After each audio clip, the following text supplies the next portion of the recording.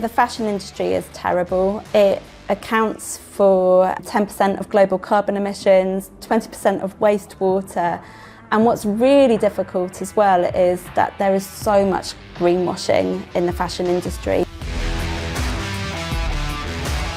It was only when my daughter was 4 and she made a comment that I started to think that I wanted to do something relating to this. So she mentioned that she couldn't be a taxi driver when she was older because she was a girl. So I decided I wanted to create clothes that were free from those stereotypes and that they celebrated both confidence and kindness for all children equally.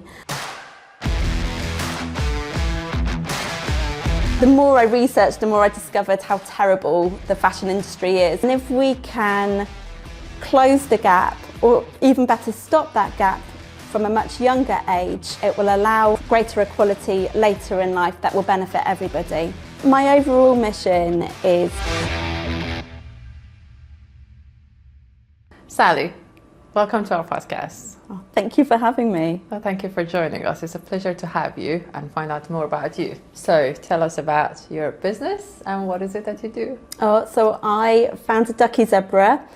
We create fun, sustainable clothes for babies and children up to 6 years old. And all of our designs are free from stereotypes. So we avoid pinks for girls and the blues for boys. And they inspire kindness and confidence in those who wear them. Everything's made from organic cotton, so it's lovely and soft, and it's better for the planet as well. Wonderful. Why did you decide to go with, with this? Why is it? Because you talked about the stereotype. Yes. Why did you decide to go that route? So I was so frustrated with how stereotyped kids' clothing is in the high street. So you often find the pinks and the pastels, cute, pretty pictures, magic fairies on one side of the aisle. And often with clothes intended for girls, they are really good at encouraging friendship and kindness, but they're not so good at encouraging confidence and adventure. And on the other side of the aisle, you've got your blue, sludgy colours. There's often teeth-baring, ferocious predators, lots of messages around bravery and heroism, and they absolutely ooze confidence, but not necessarily kindness. And I did quite a lot of research and discovered that these types of messages and stereotypes in early years can go on to influence decisions and choices later in life. So subject choices, career paths, mental health, behaviour. And so I decided I wanted to create clothes that were free from those stereotypes and that they celebrated both confidence and kindness for all children equally. That was the kind of the start of Ducky Zebra. I did lots of research, discovered that only 6% of parents said their children wanted to wear unisex kids' clothing. So we involved around 50 different children in our design so that we were creating clothes that children wanted to wear, which is why they are also fun and colourful. They've got big pockets. So we've got one of our items here, and they've got the huge pockets, really fun prints. The animals in the prints are always shown together, never alone. They're displaying kindness and confidence. And then every item, often tucked inside the pocket, I'm not sure whether you'll be able to see it, but it's got an embroidered splash power button, which the child can touch and feel, which acts as a little reminder to splash kindness and confidence, even when it might be tough. And then the more I researched, the more I discovered how terrible the fashion industry is in terms of sustainability. It's one of the highest polluting sectors, so I did a huge amount of research and to ensure that our clothes are made in a way that's as sustainable as possible. Wow, this is brilliant. The fact that you discovered this gap, and it is a gap in the market, isn't it? Because exactly as you're saying, often what you find in the aisles is like so many pinks and shades of pinks. Yes. And of course it is for girls, and then you have shades of brown and dark blue and all these yes kind of dull colors. which are, you know, pointed at, you know, boys. And the fact that you have a mixture of all these things together and the messaging as well is very brilliant. And looking at your website and what you have is, you know, the colors are so vibrant and they're so lively. And it's the interesting fact is that regardless of whether you're a girl or a boy, you know, you always find something in all different colors. And it's not just, you know, I'm a girl, it's a pink thing for me, I'm a boy, it's a blue thing for me. So yes, it's brilliant. Tell us more about, you know, the colors and, you know, how did you, go talk about colors. Why did you choose these colors and how do you choose these colors? So having the children involved in the design process has been really helpful. So they've really helped to inform the colors that we use, and they've dialed them up quite a bit as well. And I've done quite a lot of research, so I hadn't ever heard of dopamine dressing until I started working on Ducky Zebra, but clothes can really affect how we feel, and the colours can influence us as well, and that makes it even sadder when you see the more kind of sludgy colours for boys, because bright colours can often make us feel happier. Yellows, for instance, are great for making us feel cheerful. Greens can be quite calming. So we've tried to include lots of different colours that will help express a variety of different feelings, but most importantly, we wanted to choose colours that the kids like and wanted to wear. The colors and the importance of them, of course. Where did this stereotyping around colors started, and why do we have them today? Because again, we have so many pinks for girls and so many blues for boys. So why do we have that? It's a really interesting question. In fact, a long time ago, most children below the ages of 7 would wear white because it was an easy colour to bleach and therefore keep clean. And actually younger children would often wear white dresses, whether they were a girl or a boy, because it was just easier for parents to look after them and for kind of day-to-day life. In more recent years, certainly around kind of the 1920s, there were reports that showed that blue was actually a colour that was associated with girls because it was deemed dainty, and more vibrant pink was associated with boys. And then I think it was probably around the 1950s, or certainly after 1920, there was a switch, and pink became associated with girls and blue for boys. And I think was it the 1980s, perhaps, when you could start to tell the sex of a baby before they were born. It suddenly opened up lots of opportunities to gender baby clothes, and it's kind of grown from there. I think for brands, it gives them the opportunity to sell one item twice, because a parent of a girl and a boy might feel the obligation to buy different items for both children. So I think commercially, a lot of brands feel compelled to retain those stereotypes. But I think whether it's pink or blue or green or yellow or whatever it is, there are now so many messages attached to those colours that it's not just pink or blue, but pink embodies femininity, being dainty, being cute, being kind, maybe being discreet or a bit more kind of quiet, compared to bold, adventurous, maybe more aggressive blue. So there are loads of messages now that are tied up in those two colours. And how are your products tackling that? All of our prints are free from those stereotypes. We try and use a huge variety of colours. We don't avoid pink or blue. They are really lovely colours, but we're not limiting pink for girls and blue for boys.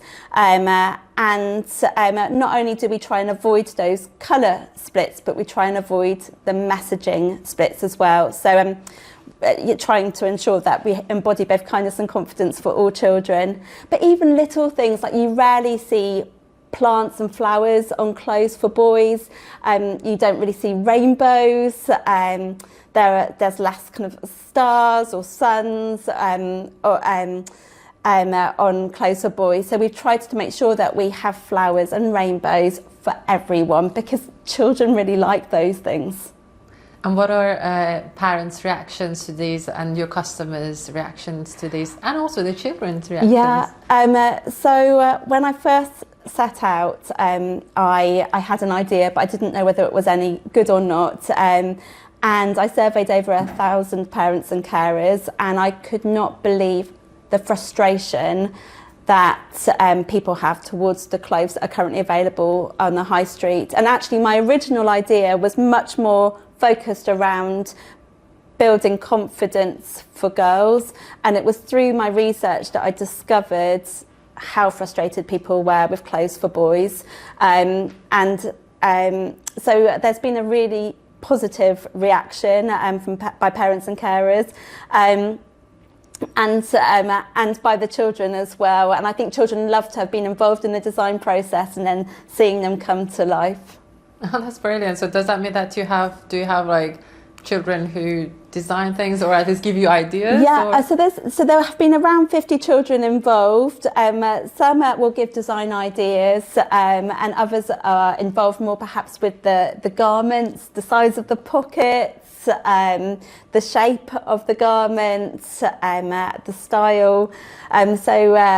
Lots of different input. In fact, I've had one child who wrote in with a drawing of a design that she thought that we should do, and gave colour inspiration, and we're currently working on translating her design into an upcoming collection. So there's been input in lots of different ways. Wow, this is a brilliant idea, actually. I mean, she had a great idea, so we're very grateful, and we will make sure that she that we mention her as well, because it's lovely to get the input from children. And it's very inspiring for children as well, yes. Isn't it? And you know, the confidence that builds into them, and the fact that they can see, you know, their design, you know, out there, and the fact that, you know, it has been something different. It wasn't like, you know, I was told that because I'm a girl I should draw this, or because I'm a boy I should draw this. Absolutely. You know, you're right, and really good for their confidence, the fact that their ideas are being listened to and that they're really good as well. This is brilliant. So the next question is, because you know, this seems to be a very brilliant idea, and you're rolling with that, and there's so many interests from parents, and you talked about the level of frustrations, yes, which is out there, rightly so. So why is it that this is not a silly big thing out there with all the, you know, big outlets, or, you know, big markets? Why is that? Do you know? Oh, it's a really good question. I think that the biases and stereotypes that feed into kids' clothing is so ingrained within us that we often don't challenge what we see around us. And actually, I've noticed, whilst I've had a really good reception towards my clothes, when people are buying a gift for others, they are more likely to fall into what they think people might want stereotypically, because it feels like a safer option. So there are lots of great grandparents out there that have bought our Ducky Zebra clothes, but there are a lot of grandparents as well who are looking for the pinks for the girls and the blues for the boys, because that's what they have grown up with and what they're used to. So I think that those biases are so ingrained that big high street shops are going to continue to fall into those. And then if those are the items that are available for people to buy, they will continue to buy them. And if high street shops look at their sales data and then use that sales data to inform future collections, if they're only selling pink or blue, then their sales data is going to tell them to continue to do that. So I think it's quite a hard cycle to break. So with your products, there is definitely a gap there, and there is a great level of willingness to go for these. How would you use that gap? How would you enter that gap? Because you have already entered it, but it's just, you know, do you have a bigger vision as to you want to go to, you know, bigger market, or because it's a shame not to have that out there. Yeah, I mean, my overall mission is to promote gender equality and sustainable fashion through the clothes that we make, and I am currently a small brand, making kind of small positive steps, but I would love to grow and be bigger, and sell with kind of bigger stores as well. I currently am stocked in 40 independent shops across the UK. I love working with independent shops and boutiques because their values are often aligned with my own. So I want to continue working with independents, but if I could work with some bigger independent stores and grow awareness of our brand so that I can have a bigger impact, then that would be brilliant. Wow, this is actually brilliant, and I wish you all the best, because there is definitely a gap there, and even a more rewarding one that you're approaching independent businesses, because that's a completely different story, of course, but then the fact that you're giving the opportunity to other independent businesses and letting them grow, and then they're going to let you grow, and it's like a growth altogether. Yes. So you lift one another up. Exactly. Yes. Exactly. Well done. I'm going to go back to you, of course, in terms of as a person, as an entrepreneur, as a businesswoman. Yes. How did you? Was it always something that you wanted to do, or was it something that, you know, at some point in your life you decided that I want to, you know, be an entrepreneur and then do something regardless of what you do? Was it something that you always wanted to do, or how did that happen? No, how did you end up with, you know, with Ducky Zebra? I mean, when I was growing up, I knew what I didn't want to do. So I was surrounded by doctors in my family, and I knew the one job I didn't want to do was be a doctor, because I'm not great with blood. So I thought I was very good at arguing when I was younger, and I thought that the alternative to being a doctor would be to pursue a career in law. So I had a place at university to do law, and before I got there I decided it wasn't my passion. So I changed my degree to history and philosophy, and I loved it. But it didn't lead me into an obvious career, and I landed in marketing, which I absolutely loved. So I worked in marketing for about 15 years, and I worked with some really big, exciting brands. And I guess I always had an inkling that I would love to take some of the skills that I'd acquired and use them to do good. But it was only when my daughter was 4 and she made a comment that I started to think that I wanted to do something relating to this. So she mentioned that she couldn't be a taxi driver when she was older because she was a girl. And it absolutely shocked me, because we thought we had brought her up in an environment that was free from stereotypes, and that we were empowering her to be whoever and whatever she wanted to be. And it just really opened my eyes to the fact that we weren't her only influence, and that she was observing the world around her. She hadn't seen any female taxi drivers, but also a lot of the cars and vehicles in the toy departments were targeted more towards boys. If you saw clothes with cars or vehicles on them, they were often targeted towards boys as well. And all of these messages were starting to inform her at the age of 4 that she couldn't pursue a particular career path. So I think that was my light bulb moment, and I decided I wanted to do something that helped break those stereotypes, and it was then only after quite a lot of research that I landed on Ducky Zebra. Fascinating, the story, actually, and the fact that it's interesting that, again, you touched on a very important point, the amount of effort that you as a parent, or you and your other half put as parents, and yet you're seeing the impact of a stereotyping, which has nothing to do with necessarily with you. No. It's just as soon as the kids are out there, and there's only so much influence you can have in that, but then as soon as it's out there, so it means that there is a bigger thing, that a bigger challenge out there that needs to be tackled. Why is it, from your view, of course, because you have started a journey which has to do with this, why is it so important to tackle that issue, and what do you think the impact is going to have on the confidence of the children at a very early age?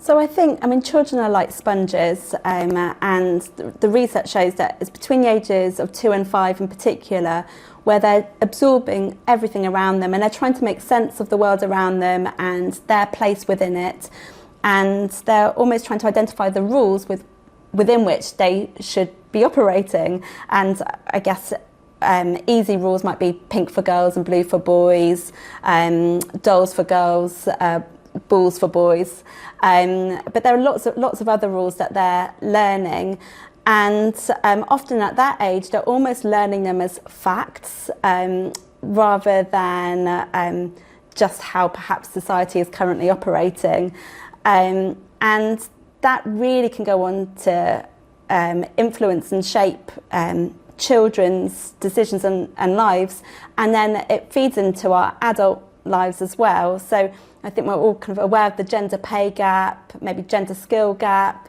gender confidence gap, and there's lots of money and time and investment spent trying to close that gap later in life. And it's not just women, so there's an emotional literacy gap where a lot of men don't feel comfortable talking about their feelings, and we see kind of high rates of suicide in young men, which is incredibly sad, so there are gaps affecting both genders, and if we can close the gap, or even better stop that gap from a much younger age, then hopefully it will allow greater equality later in life that will benefit everybody. You mentioned earlier about the messages that you have on your clothing and your designs. How important are these messages? Because shapes and patterns is one thing, but then the message itself is another. Yeah. How important is that message? So when I was conducting the research before we launched Ducky Zebra, one of the questions we asked parents and carers was, what's the most important trait you would like your child to possess later in life? And for both, and we asked the sex of their child as well, if they were happy to disclose it, because we wanted to see whether the characteristics would vary according to whether the child was a girl or a boy. And it was really interesting because the top 10 list was almost identical regardless of the child's gender, with kindness and confidence being at the very, very top. And with kindness, apparently, and there's research to show that the more acts of kindness you do, the happier you feel, and it has a ripple effect as well. So if you were to see someone do something kind, maybe someone had a pram and they were trying to make their way up the stairs, and you saw someone help them, it's more likely to make it, that's likely to make you want to do something kind to yourself. So it has this amazing ripple effect. And then with confidence, if you've got inner confidence, a confidence in yourself, self-belief, then you're more likely to push yourself, to challenge yourself, to have a growth mindset, to be resilient and be able to cope in difficult situations. So we felt the traits of both kindness and confidence were really important, and the fact that parents cited those as the most important traits as well kind of cemented that messaging. Interestingly, the bottom traits that parents didn't want their children to possess, so being rebellious, cute, even brave, heroic, a lot of these traits are the ones we actually see on kids' clothes. So the messaging that kids' clothes give is completely different to the traits we want our children to embody. Thank you. You touched on something at the beginning of our conversation around the fashion industry as a whole and how polluted it is, and the fact that you're trying to be sustainable, and you seem to be sustainable. Tell us a little bit more about that, because sustainability is a big word these days. Yes. Tell us a little bit more about that, and what is it that you do Sure. that makes you sustainable? So, the fashion industry is terrible. It accounts for 10% of global carbon emissions, 20% of wastewater. And what's really difficult as well is that there is so much greenwashing in the fashion industry. So it's really hard as a customer to know whether what you're buying is good or not. So I have done a huge amount of research. All of our clothes are made from natural fibres. So there are two main fibres. You've got your natural, which might be plant-based or it might be animal-based. And then you've got synthetic, and all synthetic fibres are kind of are a form of plastic, really. And so our clothes are made from organic cotton. It's GOTS organic cotton, which is a really hard accreditation to have in the textile industry. It means that the seeds and the plants are grown without toxic chemicals, but also the way that they're manufactured, the dyes, the water that's used is done responsibly, all the way through to the packaging that you use at the end. And the GOTS certification also includes strict social criteria as well. So the working conditions, having a living a wage. Through the research that I did, I decided I wanted to only work with a GOTS certified factory and using the organic cotton, using responsible dyes as well. And then even the design, so we've got a little sleep suit here, but we have kind of long cuffs that can be rolled up and then rolled down so they can grow with the child and last a little longer. And we try and make sure that our prints are all kind of seasonless, so they can be passed on no matter what the season or gender, which kind of helps be more sustainable as well. Brilliant, thank you. Thank you very much for the insight, because like I said, it's people talk about sustainability quite a lot these days. Yes. But it's good to know what it is exactly, Yes. and what are the impacts that it's going to have. So well done. Thank you. As a businesswoman, what have been your challenges to get to where you are? There've been a few. I think one of the biggest challenges is raising awareness, and I underestimated that. My background's in marketing, and I thought rather optimistically that would be kind of easy or straightforward. But marketing on a shoestring without my multi-million-pound budgets, which I was used to, has been a real challenge. And I think my price point is higher for our clothes because they're sustainably made. And we are a small brand, our costs are going to be a little higher. That has been a challenge as well. Because you've got to really pull people in and for them to invest the time to understand your brand and your story in order to then commit to making that purchase. I think kind of awareness and kind of sharing our brand story and our values has been one of the biggest challenges. Where do you see your business, or basically your brand, going? Because like we said earlier, there is certainly a gap out there, and you did mention that you want to start off by going to the independent businesses. But what is the big vision? Do you see yourself or the brand being used globally one day? Yeah, I mean, that would be fantastic. Of course, you've got to dream big, haven't you? And I don't always want to have a small business.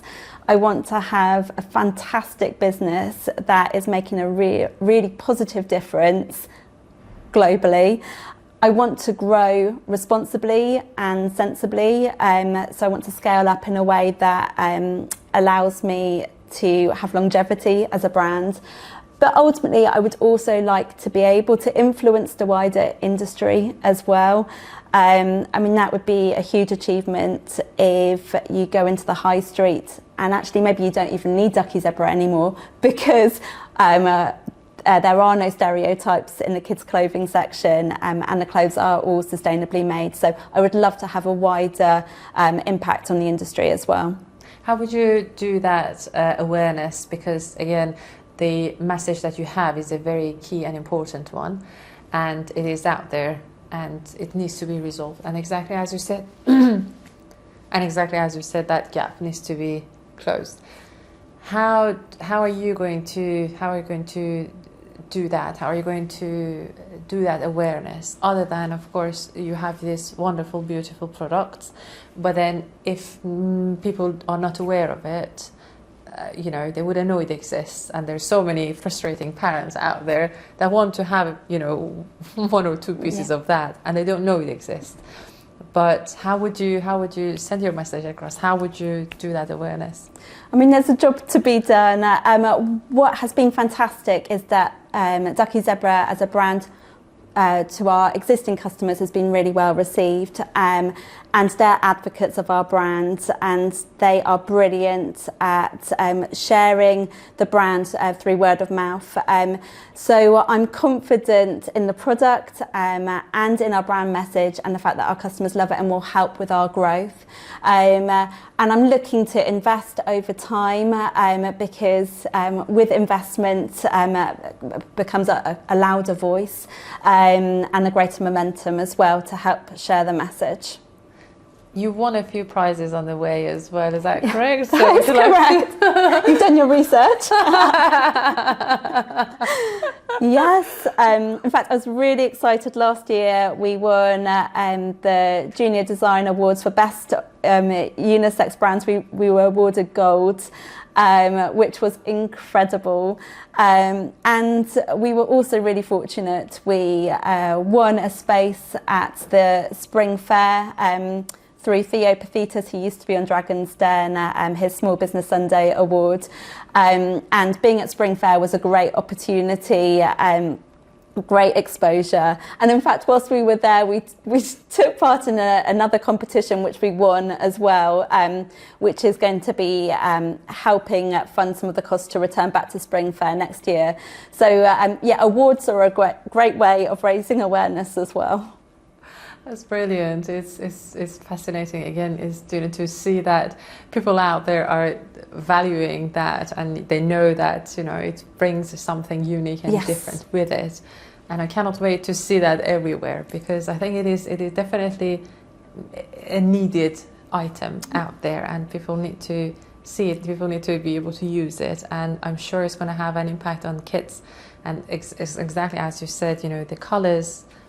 The messages, the things that you see, the patterns that they see on the clothes, everything is going to have an impact on them, how they see themselves, how they see one another, how they even behave and all that. So it's a very important thing. It might be on the looks, but it is an important factor. I completely agree. So again, going back to you as an entrepreneur, as a businesswoman, if you want to give one piece of advice to somebody who is watching this or listening to this, what would that be? I think perhaps my one piece of advice would be to surround yourself with like-minded people who are at a similar stage in their journey, or maybe just a little bit further ahead than you, so that you can share your learnings with one another, your mistakes. I think having that community around you will allow you to make quicker progress. And also, I mean, it can be quite lonely as an entrepreneur. You spend a lot of time on your own, and having that community around you will really help lift you up. Did you have anybody in your life throughout, because we are all influenced by people, or there's somebody, an important person or an important thing in our lives which is going to give us that lift or influence us or our decisions. Did you have that in your life, or did you have a number of them or a number of things in your life? And if yes, what would those be, or who would those be? Wow, that's a really big question.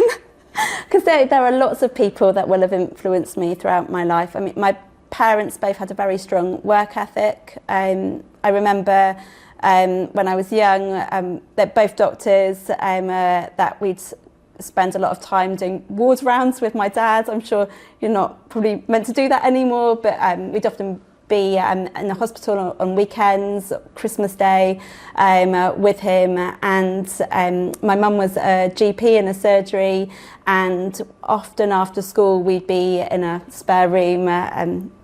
I don't know really what we were doing, messing about whilst she was doing her job. So I think the work ethic of my parents has really influenced me.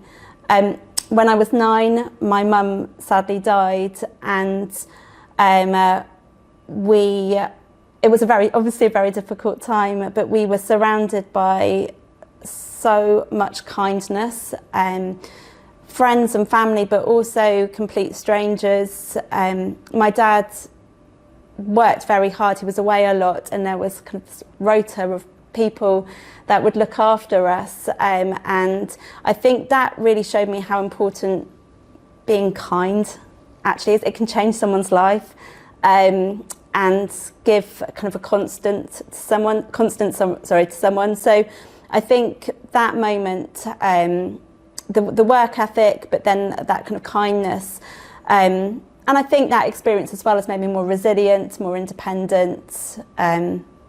It's made me more aware that it's really important to talk about your feelings. So I'm really mindful now that it's not just girls that should be kind and thoughtful and be encouraged to talk about their feelings, but we should be doing that for boys as well, because not talking about your feelings can have really detrimental effects. And I felt as an 80s kid after that experience, we probably could have talked about our feelings a little more. So I mean, there are loads of influences, and then even like nowadays I'm surrounded by entrepreneurs who inspire me and boost me and pick me up when I'm feeling down.